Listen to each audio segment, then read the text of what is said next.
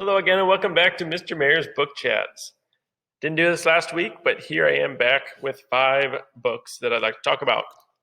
First one is called The Red Queen, and this has been out for quite a few years, and some of you may have read it, but it's a dystopian book about a world that is divided by blood. You've got the red bloods and the silver bloods, and the reds are commoners, ruled by the silver elite, because the silver bloods have kind of godlike superpowers.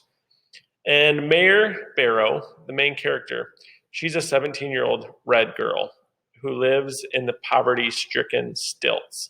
And it seems to her that nothing's ever going to change for her or her family until she finds herself working in the Silver Palace. And one day she's working there and she discovers that she, despite her red blood, has some powers, has some kind of magic powers. And the Silvers find out about this and they kind of hide her a little bit. They're a little bit threatened by her. So they declare her this long-lost silver princess, now engaged to a silver prince. So Mare is stuck between these two worlds. You know, she has these privileges now that the Silvers are kind of almost accepting her, but she also wants to help out the Reds as well. This is the first book in a whole series. So check that one out if you like dystopian and action. Next one is a funny book called XL by Scott Brown. And it's about a kid named Will who is 4'11", and he can't get over the fact that he is short. He gets made fun of. He makes fun of himself. He's got a great sense of humor that he tries to use to deal with his lack of height. But he also has a huge crush on his friend Monica, and they've been friends forever. And when he decides that he is finally going to tell Monica how he feels, something very unfortunate happens, and he is mortified by what happens. And him and Monica don't get together. But shortly after that, he hits a huge growth spurt, and he just keeps on growing and keeps on growing. And along with his height, his ego starts growing a little bit as well. So this is a funny book about friendships, relationships. But if you like Becky Albertalli or the Stupid Fast books, you might like this one. The next book, 5 Feet Apart. May have seen the movie, but this is about Stella and Will, who meet at a hospital. Stella is a senior in high school who has cystic fibrosis, and Will is a talented artist. He's homeschooled, but he is also in the hospital with his own sickness. And despite rocky first impressions, Stella and Will make a deal that Will is going to stick to his treatment regimen, and in return, Stella will model for him while he draws her portrait. And of course, this leads to romance. But the combination of her treatment and Will's infection requires that they must stay several feet away from each other, which kind of complicates things. So it's a love story. Again, you may have seen the movie.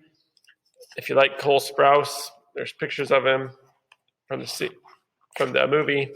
So that might be a plus for you as well. Another book told in alternating chapters, Emergency Contact.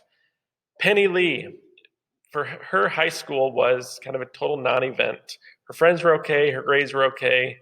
She had a boyfriend, but he was just okay.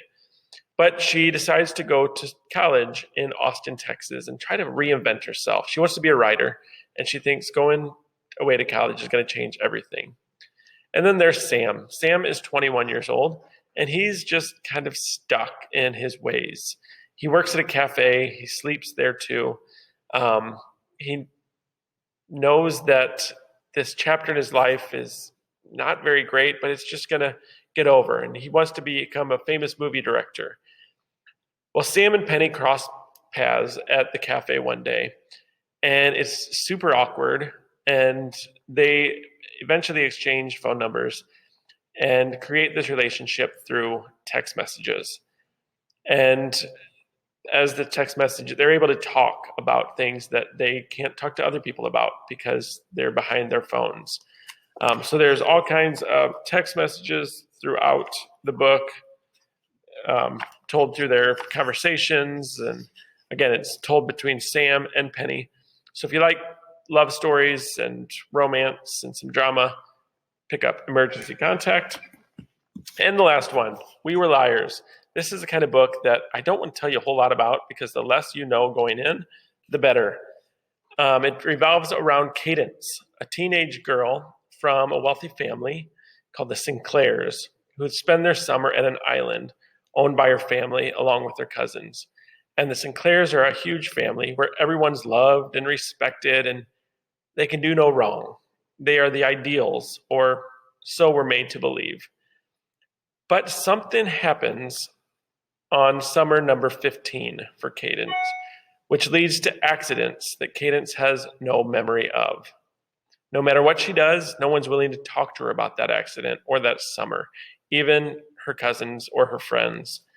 So when summer 17 arrives and Cadence decides to return to the island to try to figure out some answers, she is determined to confront her friends about deserting her. So there's lots of flashbacks in this story, and you want to find out what's going to happen, and the ending may shock you. As always, I'm down here in the library. Come and visit me, ask for book recommendations. Thank you.